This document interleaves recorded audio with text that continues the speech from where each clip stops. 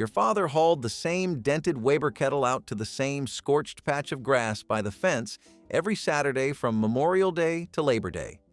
The lid had a ding from the summer your uncle knocked it off the patio table, and nobody replaced it because it still held heat and nobody cared how it looked.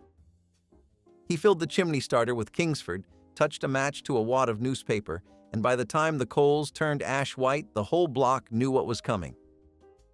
Halfway down this countdown, one dish sounds completely wrong until you learn what charcoal smoke does to it. And wait until you get to number 8, because your father grilled something over that fire most men refuse to cook indoors, and he turned it into the best meal of the evening. None of these dishes came from a cookbook. They came from the same man who spent every weekday at a job he never discussed, and then stood at a fire every Saturday feeding the people he loved. Here are 25 backyard BBQ dishes 1950s dads made that time forgot. Number 25. Tinfoil suppers. Your father tore off a square of Reynolds wrap, dropped a hamburger patty in the center, piled on sliced potatoes, half an onion cut into rings, and a handful of carrot coins, salt, pepper, a pat of butter. He folded it into a tight packet and set it right on the coals. No grate, no pan. Just foil and fire. 30 minutes later, he pulled it out with a pair of pliers, and when you tore the packet open, the steam carried everything good about a summer night. The meat browned on the bottom where it pressed against the foil, the potatoes went soft, and the onions melted into something sweet you could not get from a skillet. Every dad did this differently. Some added a slice of American cheese in the last 5 minutes. Some threw in a few green beans from a can. Nobody needed instructions because there were none to follow. Number 24. Charcoal grilled bratwurst. In the upper Midwest, this was not a sausage. This was a Saturday. Dads bought them in links of 5 or 6 from the butcher counter, and the only preparation was a cold beer to drink while they cooked. The brats went on a medium fire, turned every few minutes with a fork that left 2 small holes in the casing. You ate them in a plain white bun with yellow mustard and nothing else. No ketchup, no relish. That was not up for discussion. The snap of the casing when you bit through was the entire point. Some fathers simmered them in beer and sliced onions first, then finished them over the charcoal for the grill marks. Others kept it simple, just pork, fire, and patience. Before I continue, for those of you who want these kinds of old recipes collected in one place, I put together something called the Vintage Recipe Guide. It is full of the meals your family made when the kitchen was simpler. You can find it on my website, vintagelifestyleusa.com. I will not mention it again. If it sounds like something you want, it is right there. Now, back to the countdown. Number 23. Barbecued chicken halves with vinegar mop. Your father split a whole bird down the backbone with kitchen shears, pressed it flat, and laid both halves bone side down on the grate. Then he stood there for the better part of an hour with a cotton rag tied to a stick, dipping it into a bowl of vinegar, ketchup, and Worcestershire, mopping the chicken every time the sauce dried. The fire could not be too hot, or the sugar in the ketchup burned black. This was the dish that separated the patient dads from the impatient ones. The ones who got it right served chicken with a mahogany glaze that crackled at the edges and stayed juicy against the bone. The ones who rushed it served something charred on the outside and raw near the joint. Nobody taught him the technique. He watched his own father do it one summer and never forgot. Number 22. Hamburger steaks on the grill. These were not hamburgers. There was no bun, no ketchup, no pickle. Your father shaped ground chuck into thick oval patties, pressed his thumb into the center so they would not puff up, and laid them directly on the hottest part of the grate. Salt on the way down, pepper when they came off. You ate them on a plate with a knife and fork like any other steak because to your father that is exactly what they were. A pound of ground beef from the butcher counter fed the whole family if you served it next to a baked potato and a pile of sliced tomatoes from the garden. The butcher ground it fresh while you waited, and the fat content was whatever he decided that morning. Number 21. Grilled pineapple rings from the can. Your father opened a flat can of Dole pineapple slices, drained the juice into a glass he would drink later, and laid the rings directly on the grate next to whatever meat was already cooking. The sugar caramelized in about 2 minutes per side, and the char lines turned them into something that tasted like they came from a different kitchen entirely. He served them right on top of the hamburger steak or the pork chop, and the sweetness cut through the smoke in a way nothing else on that grill could match. Nobody called it a garnish. It was just pineapple from a can that happened to taste twice as good when it touched a hot grate. Every grocery store in the country carried those flat cans, and most pantries had at least 2 stacked behind the soup. The backyard grill was the only kitchen your father ever claimed. Inside the house, cooking belonged to your mother. She planned the meals, clipped the coupons, stretched the grocery money across the week. But once that charcoal was lit, something shifted. He stood out there with a pair of tongs and a can of beer, and for one evening, he was the one feeding everyone. Nobody talked about it that way. He would have laughed if you called him a cook. But he chose the meat. He built the fire. He decided when it was done. And when he handed you a plate with a pork chop and a pile of beans and a piece of corn with butter running down the side, he had done something that mattered to him in a way he never could have explained, even if you had asked. Number 20, spit-roasted chicken on the rotisserie attachment. In 1956, Weber and a handful of other companies started selling rotisserie kits that bolted onto the side of a standard kettle grill. Your father saved up for one and treated it like a piece of scientific equipment. He ran the spit rod through a whole chicken, tightened the prongs, and set the battery-powered motor turning slow circles above the coals. The bird dripped into a tin pan underneath, and every 15 minutes he brushed the drippings back over the skin with a long-handled brush. 2 hours later, the skin was tight and golden, and the meat fell apart when you pulled it. He stood by the window watching it turn like he was guarding something valuable. Most of those rotisserie attachments rusted out within a few seasons because nobody sold replacement parts. Number 19. Grilled pork chops with canned applesauce. Your father bought center-cut chops an inch thick from the meat counter, bone-in, because nobody asked for boneless in 1957. Salt was the seasoning, maybe garlic powder if your mother had some. He set them over medium coals after they lost the chill on the counter and watched them close because the trichinosis scare was real in every household, and your father would sooner serve a dry chop than make somebody sick. When the pink was gone, he pulled them off, and your mother opened a jar of Mott's applesauce. The sweetness cut through the char, and the cool sauce against the hot chop made every bite feel like 2 different meals. A jar of Mott's or Musselman's sat in every pantry in Middle America through the 1970s. Today, the pork chop came back boneless, thin-cut, and seasoned from a foil packet. The original, bone-in and grilled slow over charcoal with nothing but salt, is the one that vanished, and with it went the applesauce. Number 18.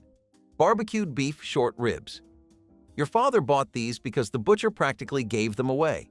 A full pound cost less than a single decent steak, and he would grab 3 or 4 pounds without a second thought.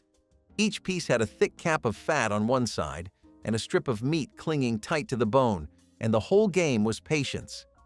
He set them on the cooler side of the grill and turned them every 10 or 12 minutes, letting the fat render down slow.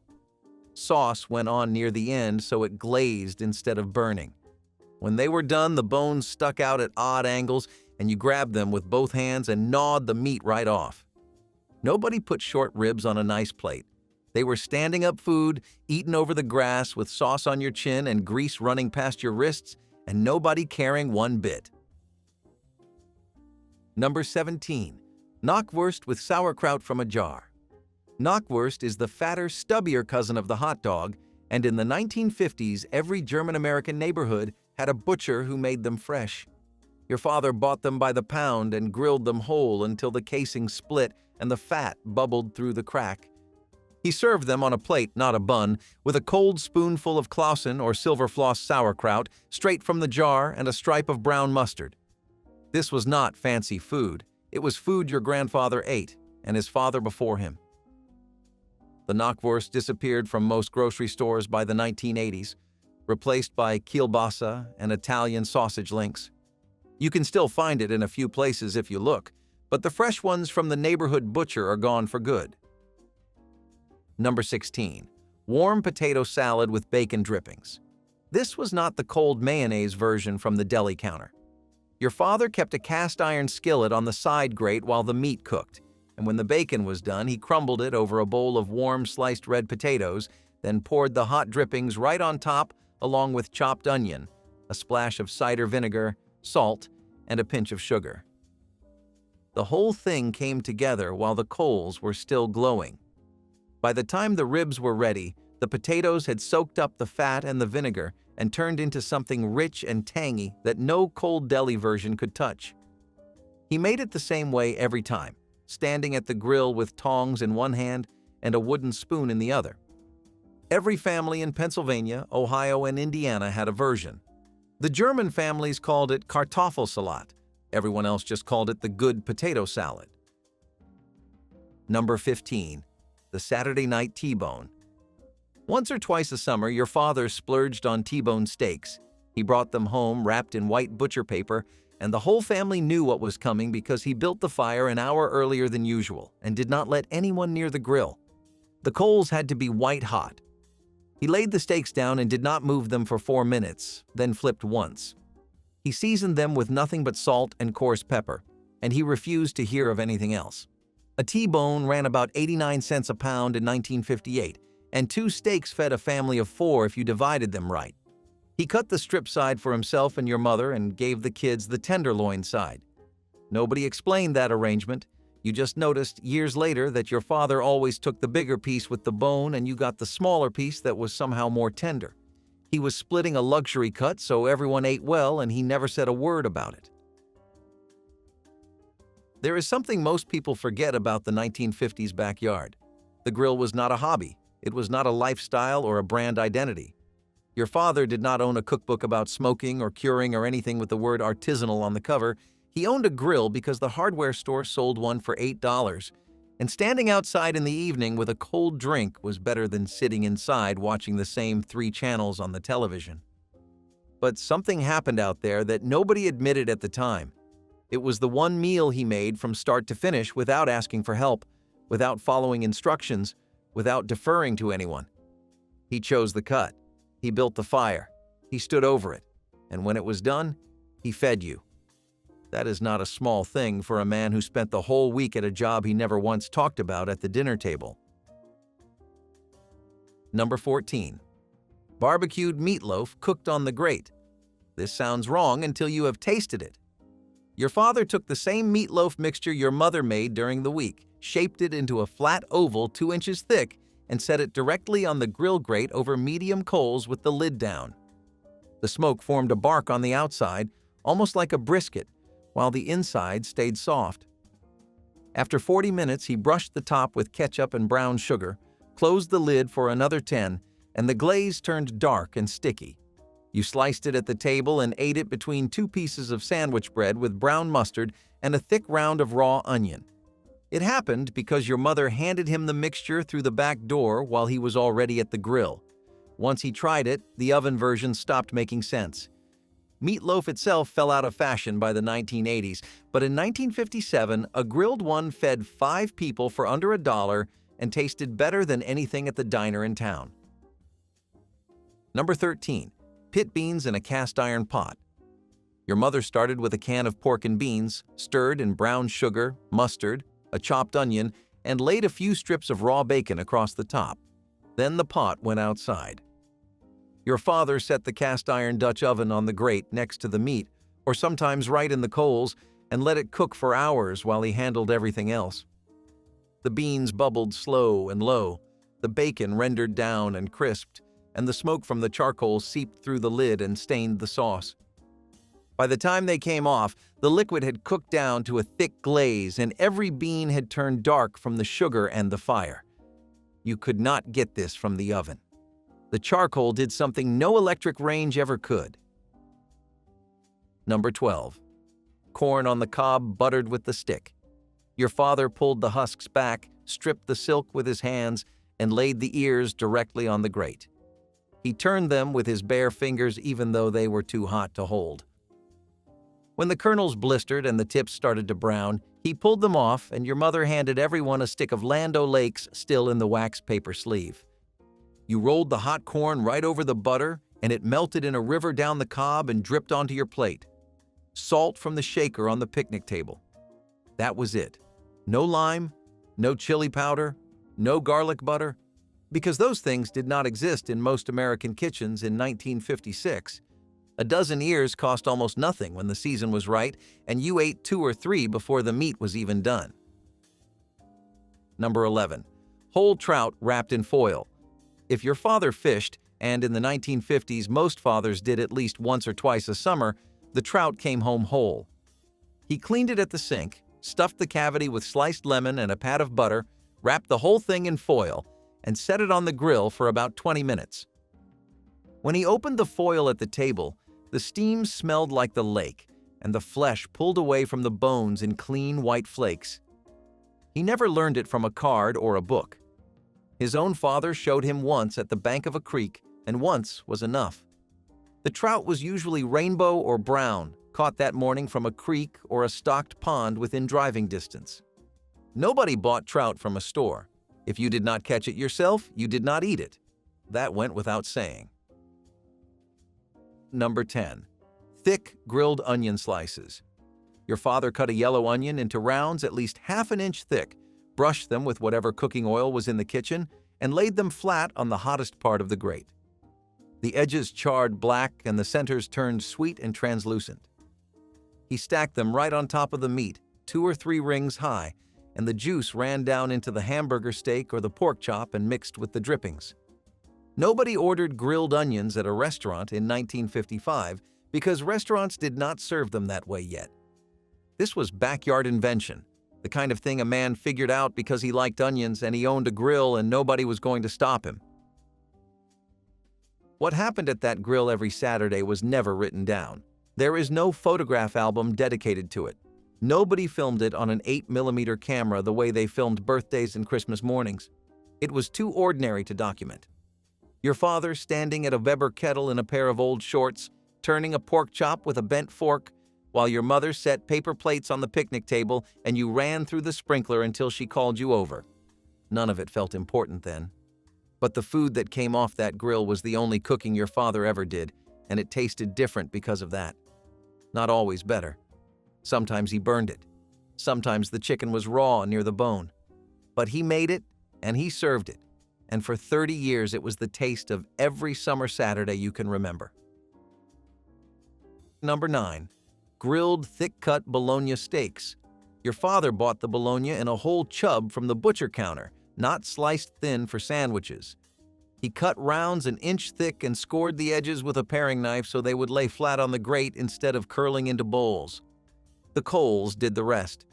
The outside turned dark and crisp with char lines running across the face, and the inside stayed soft and salty and pink. He served them straight off the grill on a paper plate with a squirt of mustard and a whole pickle sliced lengthwise beside it. It was the cheapest cut on the grill and somehow one of the most satisfying. Kids who grew up eating grilled bologna at summer cookouts remember the smell before they remember anything else about those afternoons. The grocery store sold the whole chub for less than $1, and it fed every kid on the block. Number 8. Grilled Spam steaks. Your father sliced the can lengthwise into thick planks, maybe 4 to a tin, and laid them flat on the hottest part of the grate. Spam was cheap, it kept forever on the shelf, and every house in the country had a can tucked somewhere in the back of the pantry. The outside crisped up fast, and the grill lines turned a dark caramel brown, while the inside stayed soft and salty. He brushed yellow mustard across the top near the end, or sometimes a thin coat of brown sugar mixed with a little vinegar, and the glaze went sticky and sweet against all that salt. You ate them on soft white bread with a raw onion slice and nothing else. If anyone at the table turned up their nose, your father finished theirs without a word. It was not fancy. It was the kind of meal a man made when he wanted something hot and done in under 10 minutes, and it tasted better off the grill than it had any right to. Number 7. Lamb shoulder chops. Across parts of the Midwest and the Mountain West, lamb was not exotic. It was just another cut behind the glass at the butcher counter. Shoulder chops were the cheapest, marbled with fat and threaded with connective tissue that melted over a slow fire. Your father rubbed them with salt and a little dried rosemary if your mother grew it by the back steps, and grilled them over medium coals until the fat crisped at the edges and the meat pulled away from the bone. The flavor was deeper than beef, almost gamey, and you either loved it or you walked to the table and asked for something else. Most American families stopped buying lamb altogether by the 1970s. The price rose, the supply shifted, and a generation of children who grew up pushing it aside never bought it for their own kitchens. Number 6. Coffee can stew. Your father saved the big 3-pound Folgers cans, cleaned them out, and used them as cooking pots on the grill. He dropped in cubed chuck, potatoes, a chopped onion, a can of stewed tomatoes, and enough water to cover everything by an inch. The can went on the grate with a square of foil crimped over the top, and the coals did the rest. An hour later, he had a thick stew that tasted like something from a campfire, because in every way that counted, it was exactly that. No cookbook held this one. It came from a man who spent his army years cooking over open flame and never stopped. The coffee can was free. The ingredients filled 2 hands, and the stew fed the whole family without heating up the house. Number 5. Venison backstrap. If your father hunted, and in rural America most fathers did, November meant a chest freezer full of deer meat wrapped in white butcher paper and labeled with a grease pencil. The backstrap, the long muscle running along the spine, was the finest cut on the animal, and he saved it for the grill.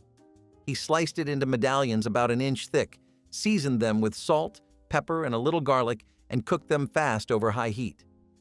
2 minutes per side. Any longer and the meat dried out because venison carries almost no fat. He served the medallions rare, pink in the center, on a plate with nothing else because the venison was the meal. Your father did not need instructions for this. He had cleaned and butchered the deer himself and knew every muscle by name. The backstrap was the reward for the cold mornings, the early alarms, and the miles walked through frozen timber before dawn. Your father never called any of this cuisine. He would have laughed at the word. He cooked outside because it was cooler than the kitchen and the food tasted better over charcoal, and that was the entire philosophy. There was no technique he studied, no method he defended at a dinner party. He built a fire, put the meat on, and waited until it looked done. The simplicity is what made it work, because a man who spent all week at a factory or behind the wheel of a delivery truck did not want to come home and follow a set of instructions. He wanted to stand outside with a cold drink and feed his family something that tasted like smoke and summer in the back corner of his own yard. That was enough. It was always enough. Number 4. Barbecued chicken drumsticks. In 1955, drumsticks were the cheapest part of the bird. Your father bought a paper sack full of them from the butcher for next to nothing and lined them up on the grate like a row of fence posts. He turned them every few minutes with tongs, and they cooked unevenly because the thick end always took longer than the tip. By the time the joint was done, the skin near the bone end had turned black and crispy, and the thin end was practically jerky. He brushed them with sauce in the last few minutes, handed one to each kid wrapped in a paper napkin, and you ate them walking around the yard like a drumstick was a popsicle. The bones went straight into the trash can by the fence. Nobody saved the drippings or boiled the bones for stock. That was weeknight thinking. Saturday meant eating with your hands and tossing the bones without a second thought. Number 3. Grilled cheese pressed on the grate. This was not the sandwich your mother made on the stove with a skillet and a spatula. Your father buttered 2 slices of white bread, put a thick slab of Velveeta between them, and pressed the sandwich flat on the grill grate with a brick wrapped in foil.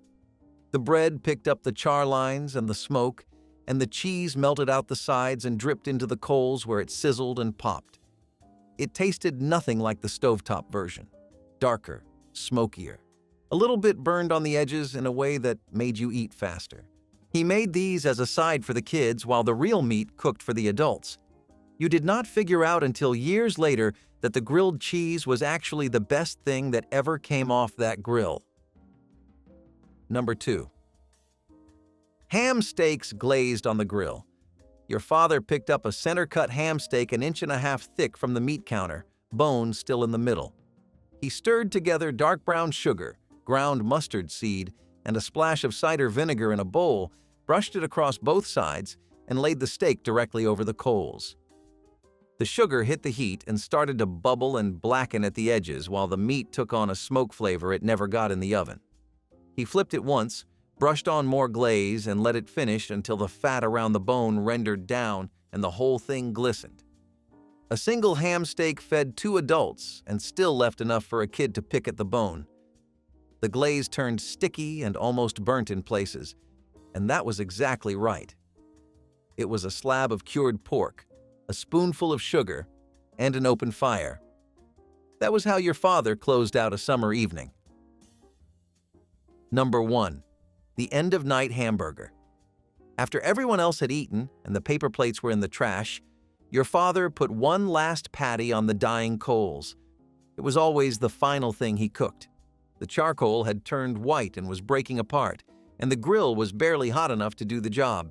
He pressed the meat flat with the spatula and it hissed against the grate, and he brushed it with whatever was left of that sauce he stirred together in the coffee can, the one nobody ever thought to write down. He ate it standing up in the dark, no bun, no plate, sometimes with a last piece of raw onion pulled from the table. The kids were chasing fireflies across the lawn. Your mother was folding the lawn chairs. Nobody was watching him, and he cooked it exactly the way he wanted. Thicker, more char, a little rarer than the ones he served the family. That hamburger never fed anyone but him. It was the one he made for himself after feeding everyone else first, and it was always the best thing off the grill because it was the only one he cooked without thinking about what somebody else might want. When it comes to traditional barbecue, nothing says old school like roasting meat over a fire pit with rocks and wood. This ancient technique dates back thousands of years, long before gas grills or ceramic smokers were even a glimmer in humanity's culinary eye. Early pitmasters, likely our ancestors in loincloths, figured out that surrounding meat with heated stones not only retained heat but cooked food more evenly. It's nature's original slow cooker. Here's how it works. A fire is built in a pit and allowed to burn down to embers. Smooth, heat-resistant rocks are then placed in and around the fire to hold and radiate heat. The meat is carefully wrapped, traditionally in leaves or burlap, and laid over or between the stones, sometimes buried with dirt to trap heat. This method creates a slow, tender cook with smoky, earthy flavors that modern appliances just can't replicate. Why is this method faded? Well, let's face it. Digging a hole in your yard every weekend doesn't exactly scream convenience. Plus, explaining a smoking backyard pit to your nosy neighbors might earn you a few odd looks. But for special occasions or a deep dive into culinary history, roasting with rocks and wood is an unforgettable way to bring flavor and storytelling to the table. Tangy apricot barbecue. Drumsticks were one of those sticky sweet recipes that showed up everywhere in the 1970s, straight out of those old community cookbooks with hand-drawn covers and faded pages. It was simple, but it worked, and families loved it because you could stretch it to feed a crowd without spending much. Apricot preserves were the star, a jar of that golden sugary spread mixed with mustard, Worcestershire sauce, and a little vinegar to cut through the sweetness. You would baste the drumsticks over the fire, letting the glaze bubble up, caramelize, and coat the skin until it crisped at the edges. The balance of sweet, tangy, and smoky made every bite count, even if the meat was cheap and the sides were basic. It was a backyard cookout staple in small towns from Texas to Kentucky, tucked between potato salads, deviled eggs, and slices of watermelon. Over time, bottled sauces and store-bought shortcuts pushed recipes like this to the back of the drawer, but those who remember know nothing beats the homemade glaze shining on a hot grill under the summer sun. Speaking of Southern traditions, this next one was a staple too. Yeah, let's turn our attention to pork jowl, an often overlooked cut of meat that's been a staple in Southern barbecue for years. The pork jowl was basically the cheek of the pig, and while it might not sound glamorous, it was packed with flavor and had a unique texture that barbecue lovers appreciated. It's fattier than bacon, but with a more intense flavor. Smoked or barbecued pork jowl was typically seasoned with a blend of spices and then cooked slowly to develop its rich, smoky flavor. Pork jowl might not be the most mainstream barbecue item these days, but it's a delicious example of how barbecue traditions make the most of every part of the pig. Long before basting brushes and marinades became staples of the barbecue world, pitmasters had a simple, genius trick: wrapping meat in banana leaves or foil to lock in moisture. This method doesn't just prevent meat from drying out, it creates a steamy cooking environment that infuses flavor and tenderness in every bite.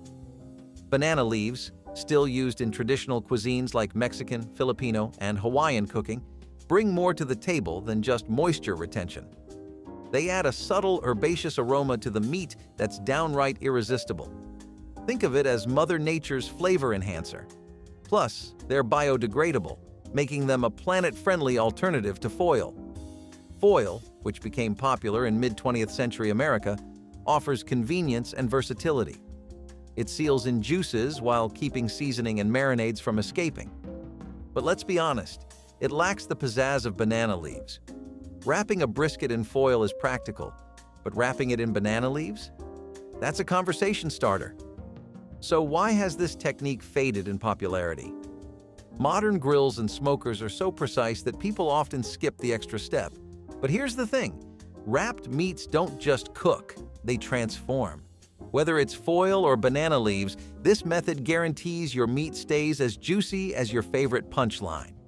And that's a wrap, literally.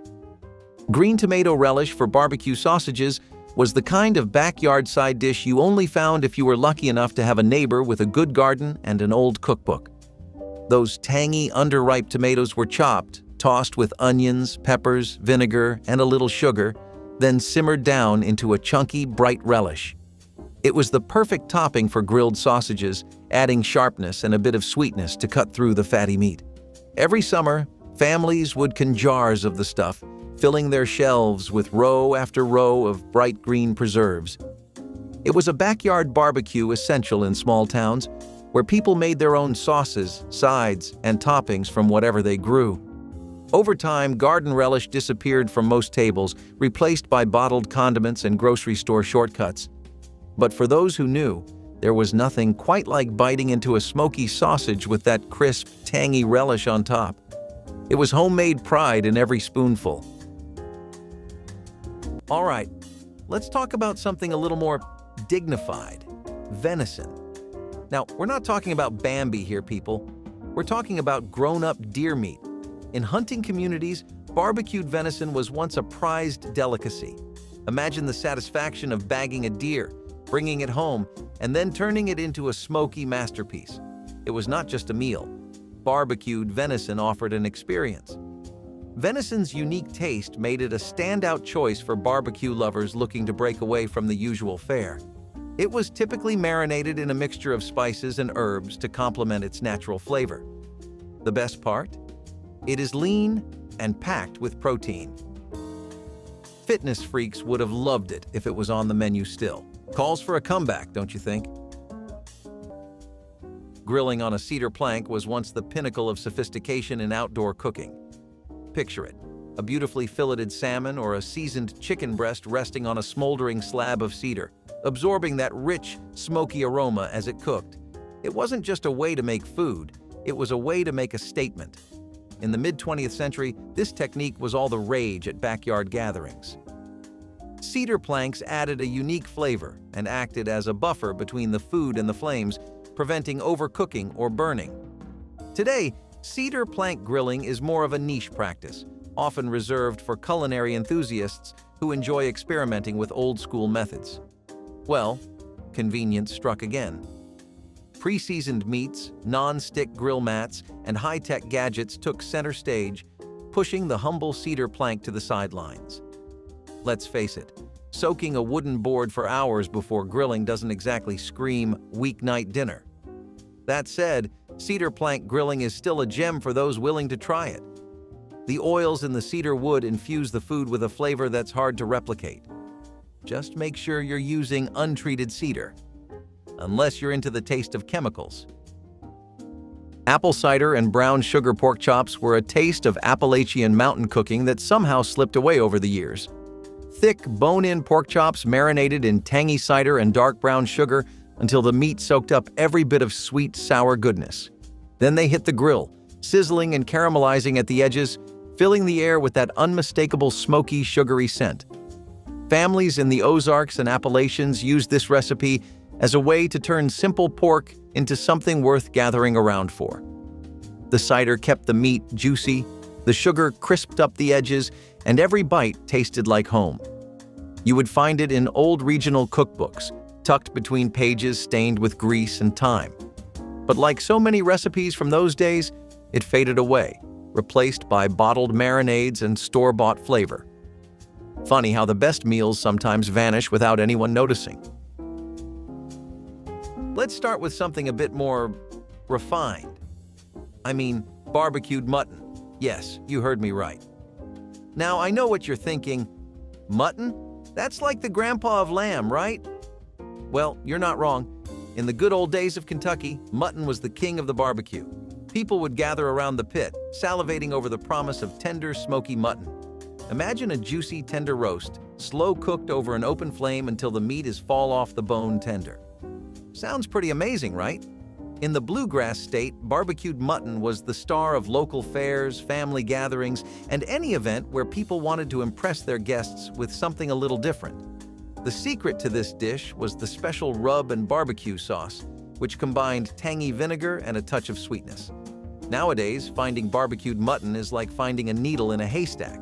Rare, but ooh, so worth the search if you're lucky enough to stumble upon it.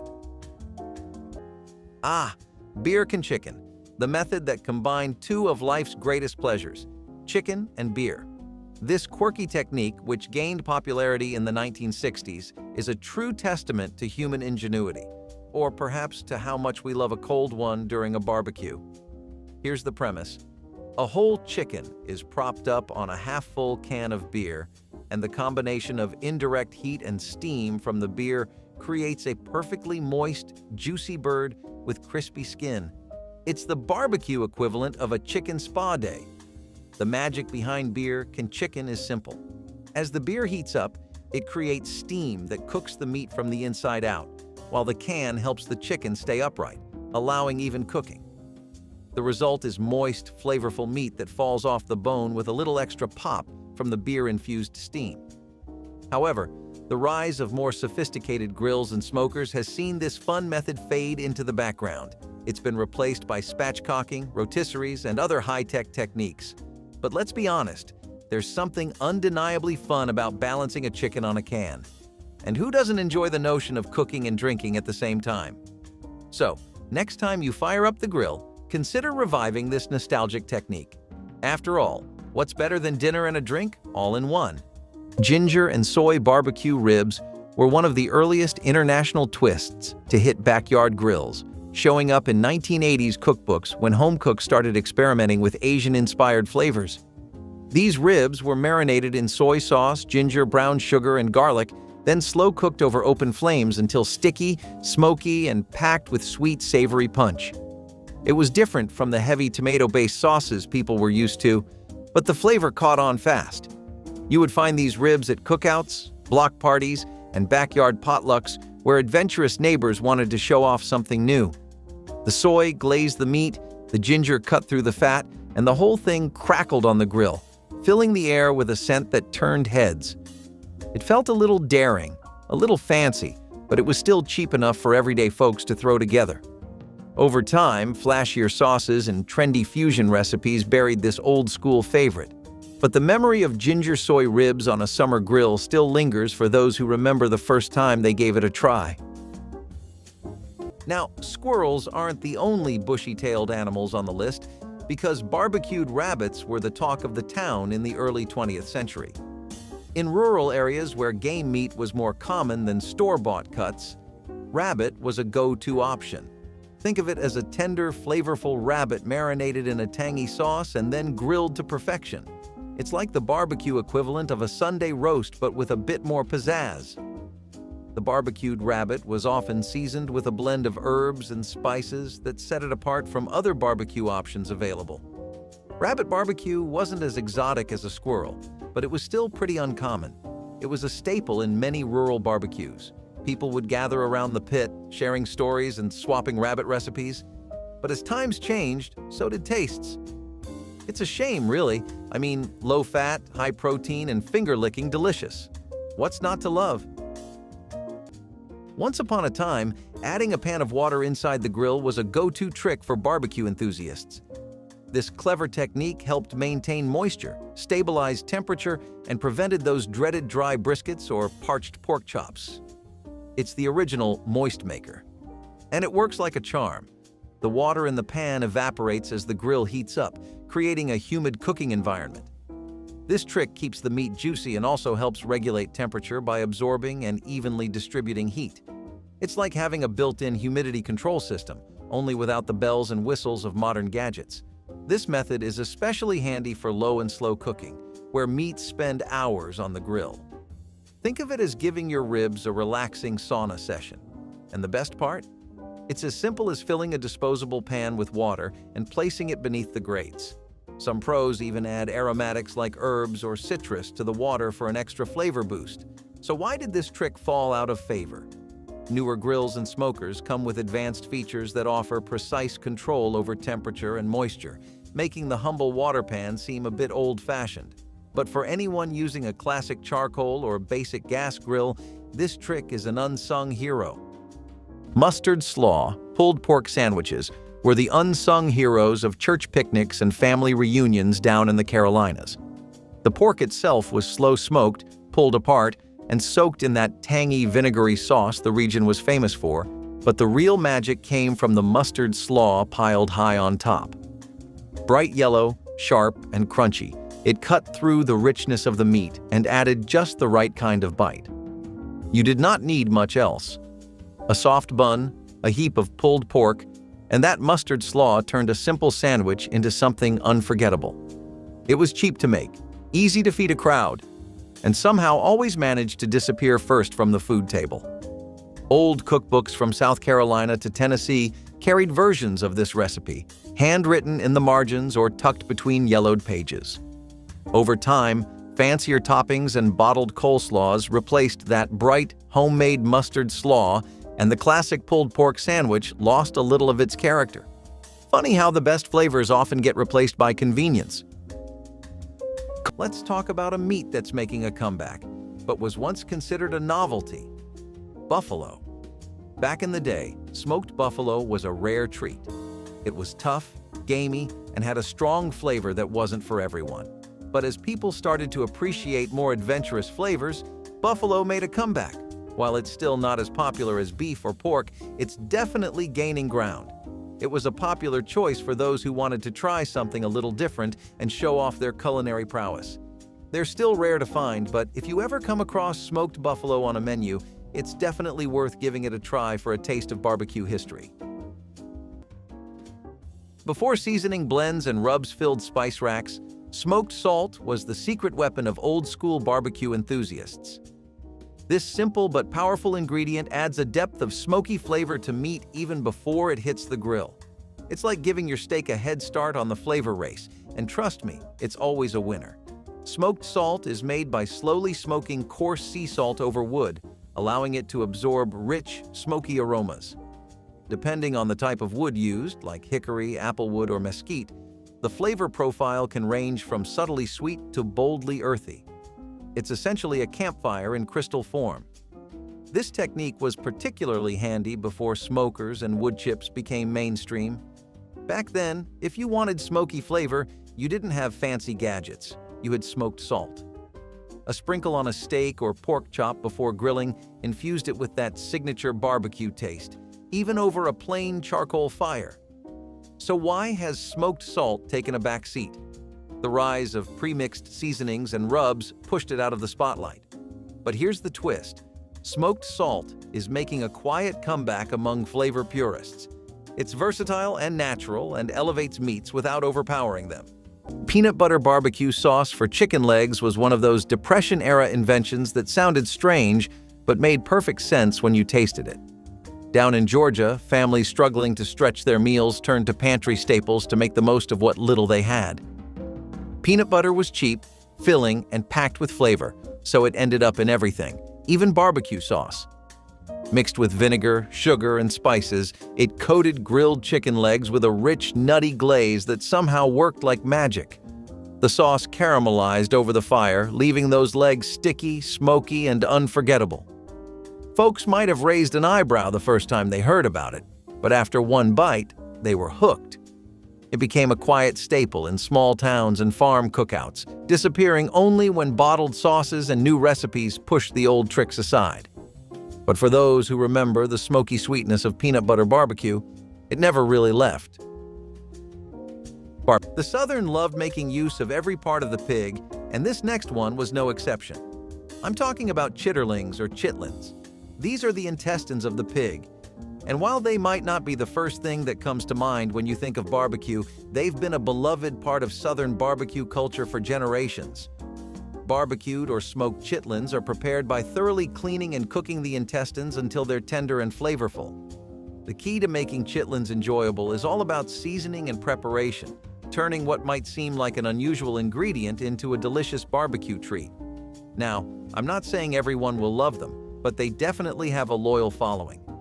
But like many traditional foods, chitlins are falling out of favor. It's a sad day for those who appreciate the bold flavors of the South. Cooking meat in a clay pot is an ancient method that deserves a standing ovation in the Barbecue Hall of Fame. The porous nature of clay allows heat and moisture to circulate evenly, creating a natural steaming effect that keeps meat tender, juicy, and infused with subtle, earthy flavors. Think of it as the OG slow cooker, but with way more character. Historically, clay pots have been used for everything from roasting lamb in the Middle East to preparing pork in traditional Mexican barbacoa. The beauty of this method lies in its simplicity. The pot acts like a mini oven, trapping juices and flavors without the need for constant basting. It's a one-pot wonder, literally. Clay pot cooking is also eco-friendly, making it a win for both your palate and the planet. But be warned, dropping one of these pots on your patio is not the same as breaking a modern casserole dish. That's history shattering underfoot. So why did this method fall out of favor? Blame the rise of metal pans and non-stick surfaces? But for those who crave authentic barbecue with a side of tradition, it's time to dig out Grandma's clay pot, or grab one online. Coca-Cola basted brisket sounds like a dare from a backyard cookout, but in 1970s Texas, it was the secret behind some of the most tender, caramelized brisket you could find. Soda was cheap, sweet, and readily available. So it did not take long for clever home cooks to pour it over their meat and let the sugar do the heavy lifting. As the brisket smoked low and slow, the Coca-Cola worked its magic, tenderizing the tough cut and forming a sticky, flavorful crust that locked in the juices. It was a little weird, sure, but it worked, and it worked well. Families across Texas would proudly serve this brisket at cookouts, community picnics, and backyard get-togethers where everyone brought a dish and hoped to impress. It disappeared when bottled sauces and pre-marinated meat took over grocery shelves, and homemade tricks like this faded into old recipe boxes. But for those who remember, Coca-Cola brisket was a little slice of smoky, sweet Texas pride. Let's take a wild turn because this one is a far cry from the classic barbecue menu. But hog maw was a true barbecue favorite in its own right. Now, hog maw, or pig stomach, is exactly what it sounds like: the stomach of a pig, stuffed with a mixture of spices, vegetables, and sometimes meat, then slow-cooked or barbecued. This dish has deep roots in Southern barbecue traditions where no part of the pig goes to waste. Now, I'm not going to lie, it sounds challenging. But for those brave souls who dared to try it, it was apparently a culinary adventure. You know what they say, to each their own, so if you're a fan of this meal, I'm not judging. Wrapping meat in bacon before grilling is a trick so genius it should come with its own theme song. This once popular practice served two mouth-watering purposes: locking in moisture and adding that signature smoky, savory flavor that only bacon can deliver. It's the culinary equivalent of wrapping a gift, with bacon being the ribbon everyone wants to eat first. As the bacon cooks, its fat renders, basting the meat and keeping it juicy while adding layers of rich, smoky goodness. It's especially effective for leaner cuts like chicken breast, pork tenderloin, or even filet mignon. Basically, anything that could use a little help in the flavor department. Bacon acts as both a shield and a flavor bomb, making it the ultimate multitasker of the barbecue world. While still seen occasionally in dishes like bacon-wrapped jalapeno poppers or scallops, the practice has become less common for larger cuts of meat. Blame modern trends toward leaner cooking or the rise of pre-mixed rubs and marinades. For those who dare to bring it back, remember this. The key to success is using thin-cut bacon to ensure it crisps up nicely. After all, soggy bacon is a crime against grilling. Charcoal-cooked, foil-wrapped cabbage with vinegar drizzle was one of those side dishes you forgot about until you saw it tucked into the coals at a family barbecue. It was simple. Wedge some cabbage, wrap it tight in foil with butter and a splash of vinegar, and let the heat work its magic. The cabbage softened, the edges crisped, and the whole thing soaked up smoky flavor from the fire. It was cheap, easy, and surprisingly satisfying, the kind of meal that showed up when the garden was full and money was tight. In the 1960s, this was a quiet staple at cookouts across the South and Midwest, pulled steaming from the coals and served alongside grilled meat. Over time, people moved on to fancier sides, and foil-wrapped cabbage vanished from backyard grills. But for those who remember peeling back the foil and smelling that tangy, smoky cabbage, it is a flavor you never quite forget. Okay, now that we've covered the respectable mutton, let's move on to something a bit more, shall we say, adventurous: smoked squirrel. In the early days of barbecue, this little critter made quite a splash at gatherings. If you think about it, the squirrel is kind of like nature's version of a barbecue snack: small, tasty, and with just the right amount of seasoning. The smoked squirrel was typically prepared by slow smoking the meat until it was infused with a rich, smoky flavor. It was a favorite among pioneers and early settlers who needed to make the most of their resources. While it might sound a bit unusual today, it's a great example of how barbecue traditions evolve based on what's available and what people enjoy. These days, you might not see a smoked squirrel on your local barbecue menu, but it's definitely a dish that deserves a place in barbecue history. Before pellet smokers and electric grills made smoke-flavored convenience a reality, there was the classic method of soaking wood chips in water. This simple trick was used to produce the perfect smoky haze for meats, infusing them with a rich, aromatic flavor. The idea behind it was straightforward. Soaking the wood chips in water would prevent them from burning up too quickly, allowing them to smolder and produce long-lasting smoke. When the soaked chips hit the hot coals, they released a fragrant smoke that enveloped the meat, creating that signature flavor we all crave at a barbecue. Whether it was hickory, mesquite, or applewood, each variety imparted its own unique twist, giving the meat a smokiness that simply can't be replicated by any store-bought marinade. However, as grilling technology evolved, the practice of soaking wood chips started to fade. Today, people reach for pellet smokers, which use compressed wood to deliver consistent smoke without needing to soak anything. And electric grills? They've got built-in systems for flavoring without the hassle. Soaking wood chips has become something of a nostalgic step in the barbecue process. Bean pie with bacon lattice was one of those comfort meals that belonged more on a picnic table than in a cookbook, but somehow it found its way into both. Picture this: a deep dish packed with baked beans, smoky barbecue sauce, and a golden crust woven from crispy bacon strips. Sweet, savory, and filling enough to stretch one meal into two, it was a dish you could always count on to satisfy a crowd. Families in the South, especially in places like Mississippi and Louisiana, baked these pies for backyard cookouts, Sunday dinners, and community potlucks. The old cookbooks carried the recipe in neat, handwritten script, passed down like a little secret of how to make beans feel fancy. Over time, it quietly vanished, forgotten in favor of faster, simpler meals. But those who remember the bubbling, smoky bean pies fresh from the oven still swear there is nothing quite like it. If you've ever been to a large gathering or a festive celebration, you might have encountered the grand spectacle of a whole barbecued hog. Or ask your grandparents about it, they must know about this epic meal. This classic Southern barbecue tradition was especially celebrated in North Carolina, where it originated. The cooking method involved slow roasting a whole pig over an open flame or in a pit, often for up to 24 hours. Now, we're talking epic proportions. This was the ultimate show of hospitality. Neighbors, friends, and family would gather for hours, feasting on the smoked animal. It was not just a dinner party, but a whole bonding experience. But as life got busier and people moved away from extended family gatherings, the whole hog barbecue started to become less common. Before we all got carried away with wood chips and fancy gadgets, there was a simpler yet incredibly effective trick for infusing flavor into barbecue meats, using citrus peels in the coals. This method, often used in more traditional grilling, adds a bright, zesty aroma that's impossible to ignore. Think of it as nature's air freshener, but one you can eat.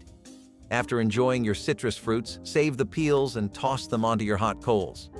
As they burn, the peels release aromatic oils that infuse the meat above with a burst of citrusy goodness. The citrus oils release a sweet, refreshing fragrance that permeates the air, making your grill smell like a tropical vacation. Imagine getting the benefits of a fruity candle, but without the weird, waxy aftertaste. So why did this technique fall out of favor? Blame the rise of pre-made wood chips and smokers that offer more precise control over flavors. Citrus peels are still used in some regions, particularly in Mediterranean and Latin American grilling traditions. So next time you're enjoying a barbecue, consider giving your coals a little citrus boost. It's a refreshing twist that might just become your new favorite trick. Ketchup and onion-slathered meat patties were not burgers the way we know them now, but they sure did the trick when money was tight and grills were fired up for a weekend cookout. These flat, hand-shaped beef patties were cooked over open flames, basted with sweet ketchup, and covered in softened, grilled onions until they practically melted into the meat. It was a rough-around-the-edges backyard meal, the kind of thing you threw together for summer campfires, family lake trips, or park cookouts with fold-out chairs and coolers of soda. You would flip the patties, brush them with ketchup again, let the onions steam under the grill lid, and suddenly dinner felt like something special. No one cared if the meat was lean or the bread was plain. It was about gathering, sharing, and filling plates with something hot, smoky, and comforting. These days, most folks have swapped simple patties for gourmet burgers stacked a foot high. But the memory of ketchup-slathered meat on a paper plate under string lights still hits home for anyone who grew up with it. All right, let's talk about a barbecue ingredient that's more often found in the pot than on the plate: smoked turkey necks. Now, these aren't exactly barbecue stars, but they do deserve a mention. Smoked turkey necks were once a popular ingredient in soups and stews, adding a rich, smoky depth to dishes that made them savory. The process of smoking turkey necks involved slow cooking them over a wood fire, which infused the meat with a smoky flavor while keeping it tender and juicy. Although they might not be the star of modern barbecue menus, smoked turkey necks still hold a special place in the hearts of those who appreciate their unique flavor and versatility. Pit roasting meats wrapped in foil is a forgotten art of barbecue that deserves a comeback. Once a staple of slow-cooking enthusiasts, this method involves digging a pit, wrapping meat tightly in foil, and letting it cook for hours beneath the Earth's surface. Think of it as the original set-it-and-forget-it cooker, but with a bit more manual labor and much more flavor. This technique traps heat and moisture, turning the pit into a natural convection oven. The foil locks in juices, so every bite of the meat is tender and infused with smoky, earthy goodness from the surrounding fire and coals. It's a method that harkens back to the days before convenience trumped creativity in outdoor cooking. Interestingly, foil pit roasting became more popular after aluminum foil gained mainstream use in the 20th century. Before that, people used banana leaves, corn husks, or even clay to protect the meat from ash and dirt. Modern foil might not be as romantic, but it sure beats trying to peel cooked clay off your dinner. This method is perfect for large cuts like brisket or pork shoulder, but it's also a conversation starter. Just be prepared for a few raised eyebrows when you tell friends, "Dinner's in the yard," literally. Molasses glazed ribs with cider vinegar mop were a backyard masterpiece long before barbecue competitions and flashy grills took over. This sticky, sweet rib recipe came straight from Appalachian families who learned to stretch every ounce of flavor they could from simple ingredients. Molasses was cheap, easy to store, and packed with that deep, rich sweetness, while cider vinegar kept the ribs from ever feeling too heavy. Folks would baste the ribs over and over with that glossy mixture, each layer bubbling up in the fire, caramelizing just enough to leave your fingers sticky and your stomach rumbling. Passed down through handwritten recipe boxes, this one had roots going back to colonial days when molasses and vinegar were kitchen staples in every mountain cabin and farmhouse. These ribs were not just food, they were a little victory for families making do with what they had, grilling over hickory wood or lump charcoal when the weather was right. They vanished over time, buried under bottled sauces and shortcuts, but the memory of sweet, smoky molasses ribs lingers for anyone lucky enough to have tasted them by the fire. Let's talk about meat that's still enjoyed in some parts of the country, but definitely not as much as it used to be: goat barbecue. Goat barbecue was known for its gamey flavor and tender texture, making it a favorite among those who enjoyed a bit of variety in their barbecue menu. Goat barbecue was typically marinated with a blend of spices and herbs before being slow-cooked or grilled. So this one falling out of flavor is a big loss for barbecue fans because, hear me out, goat meat is lean, flavorful, and packed with protein. It's still a popular choice in many cultures for a reason, but as tastes changed, so did the demand for goats. It's a shame, really. Cooking fish in a cast iron skillet over coals is a time-honored technique that's become a bit of a hidden gem in modern grilling. Once a common method for grilling fish at barbecues, it's now more likely to be seen around a campsite than a backyard grill. But trust me, this method deserves a comeback. After all, who doesn't love a crispy golden crust and perfectly cooked fish without the mess of flipping it on a grate? The beauty of using a cast iron skillet over coals is in its even heat distribution. Unlike flimsy pans that might leave you with hot spots, cast iron ensures that your fish gets a nice, even sear. The coals below create radiant heat, while the skillet keeps the fish from sticking to the grill or falling apart. While this technique is still popular in camping circles because nothing says back to nature like cooking fish over a fire, it's fallen out of favor in the world of backyard barbecues. Maybe it's the convenience of grilling directly over the fire, or maybe people just don't want to clean another pan. But for those who still know the joy of that sizzling sound and tender fish, it's a method that's worth revisiting. Horseradish barbecue. Glazed hot links were bold, smoky, and just spicy enough to remind you that vintage Midwestern barbecue had a little bite to it. Thick sausage links sizzled on the grill, splitting open as they cooked, while the horseradish-laced glaze bubbled over the top and caramelized at the edges. It was sharp, tangy, and full of heat, the kind of backyard staple you would find at lodge cookouts, county fairs, and long, rowdy family barbecues. You did not need fancy sides or complicated sauces. These hot links were a meal on their own, served on soft buns or paper plates with a smear of mustard and maybe some chips on the side. Old cookbooks from the 1960s and 1970s carried this recipe, scribbled in margins or tucked between clippings, a reminder of how folks stretched flavor with pantry ingredients and a good fire. Over time, bolder barbecue sauces and milder sausages pushed this spicy classic out of the spotlight. But those who remember know nothing clears your sinuses like hot links glazed with horseradish and smoke. This summer, buy a bag of charcoal and a box of kitchen matches. Pick one dish from this countdown: the tin foil supper, the pork chops with applesauce, the grilled cheese pressed flat with a brick. Cook it outside on an open grate the way your father did. No thermometer, no timer, just fire and instinct and the smell of charcoal in the evening air. If your dad had a dish he made every summer on that backyard grill that did not make this list, put it in the comments. I want to hear every one of them. Hit subscribe, and until next time, take care of yourselves.